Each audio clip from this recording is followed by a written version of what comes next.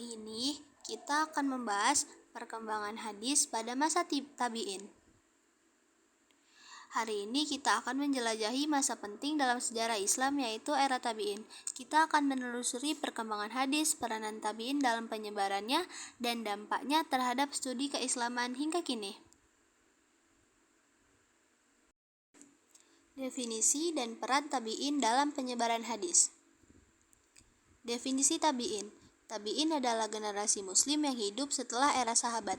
Mereka adalah orang-orang yang bertemu dan belajar langsung dari sahabat Nabi Muhammad SAW. Peran tabi'in. Tabi'in berperan penting dalam penyebaran hadis. Mereka mencatat, mengajarkan, dan melestarikan hadis yang mereka diterima dari sahabat-sahabat. Kontribusi tabi'in dalam penulisan kodifikasi hadis. Pengumpulan hadis. Tabi'in mulai mengumpulkan hadis secara sistematis. Mereka menulis hadis dalam bentuk catatan pribadi atau kitab. Pemilihan hadis. Tabi'in juga memilih hadis berdasarkan jenisnya, seperti tentang akidah, ibadah, dan hukum.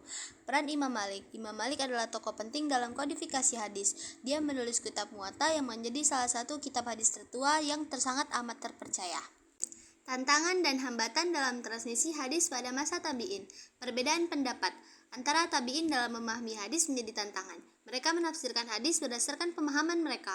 Penyebaran hoaks, munculnya hadis palsu yang dilekatkan pada Nabi Muhammad SAW menjadi hambatan dalam menjaga kesahihan hadis. Hilangnya narasi. Beberapa narasi hadis hilang karena kerusakan atau penghancuran catatan sehingga sulit untuk melacak asal-usul hadis. Peran tabi'ul tabi'in dalam verifikasi dan autentifikasi hadis. Tabi'ul tabi'in. Tabi'ul tabi'in adalah generasi setelah tabi'in. Mereka belajar dari tabi'in dan melanjutkan peran penting dalam menjaga kesahihan hadis. Verifikasi sanad. Sanad hadis yaitu rantai perawi untuk memastikan kesahihan dan keandalannya. Pembuktian hadis. Tabi'ul tabi'in juga melakukan pembuktian terhadap hadis untuk membenarkan kebenaran isinya dan mencegah pembenaran hadis palsu. Pengaruh pemikiran tabi'in terhadap metodologi periwayatan hadis. Metode ilmiah. Tabi'in menerapkan metode ilmiah dalam periwayatan hadis, seperti memeriksa sanad, meneliti riwayat perawi, dan membandingkan versi hadis. Kritik dan analisis. Mereka menganalisis hadis, membandingkan dengan Al-Quran, dan menggunakan akal sehat untuk melihat nilai kesahihannya. Pemilihan dan pengelompokan. Mereka memilih hadis berdasarkan derajat kesahihannya dan mengelompokkan hadis berdasarkan tema. Dampak perkembangan hadis pada masa tabi'in terhadap studi keislaman. 1. Sumber hukum. Hadis menjadi sumber hukum Islam yang penting di samping Al-Quran. Ajaran yang menjadi pedoman umat Islam dalam kehidupan sehari-hari termasuk urusan ibadah dan perilaku sosial. 2. Pengembangan fikih. Munculnya berbagai mazhab hukum Islam dipengaruhi oleh pengumpulan dan analisis hadis. 3. Pemahaman Islam. Studi hadis memperdalam pemahaman umat Islam tentang Islam, memberikan wawasan berbagai tentang kehidupan, ajaran, dan praktik Nabi. Kesimpulan dan pembelajaran dari sejarah perkembangan hadis pada masa tabi'in. Perkembangan hadis pada masa tabi'in merupakan momen penting dalam sejarah Islam.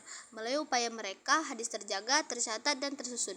Keberhasilan mereka dalam menjaga kesahihan hadis dan mengembangkan metodologi periwayatan menjadi pelajaran berharga bagi umat muslim hingga saat ini. Pada masa tabi'in, perkembangan hadis mengalami kemajuan signifikan karena adanya kebutuhan untuk menjaga keaslian agama. Berikut adalah perkembangan hadis pada masa tabi'in. 1. Penyebaran dan pengajaran hadis. 2. Peningkatan minat dalam hafalan hadis. 3. Mulai munculnya masalah keaslian hadis. 4. Cikal bakal kritik sanad. 5. Peran madrasah hadis. Penyebaran ilmu hadis. Pengajaran hadis secara lisan. Hadis diajarkan secara lisan dari tabi'in kepada murid-murid mereka. Penghafalan hadis menjadi metode utama penyebaran karena budaya tulisan belum begitu berkembang. Pusat penyebaran hadis. Tabi'in yang tinggal di kota-kota besar seperti Madinah, Kufah, Basra, dan Damaskus menjadi pusat pengajaran hadis. Penulisan hadis secara terbatas. Pada masa tabi'in, hadis mulai ditulis secara terbatas meskipun penghafalannya masih menjadi metode utama. Upaya penulisan ini bertujuan untuk menjaga hadis dari distorsi dan hilangnya periwayat terpercaya. 5. Munculnya ilmu kritik hadis. Pada masa ini, para tabi'in tidak hanya meriwayatkan hadis tetapi juga mulai menerapkan metode kritik untuk memverifikasi kebenarannya.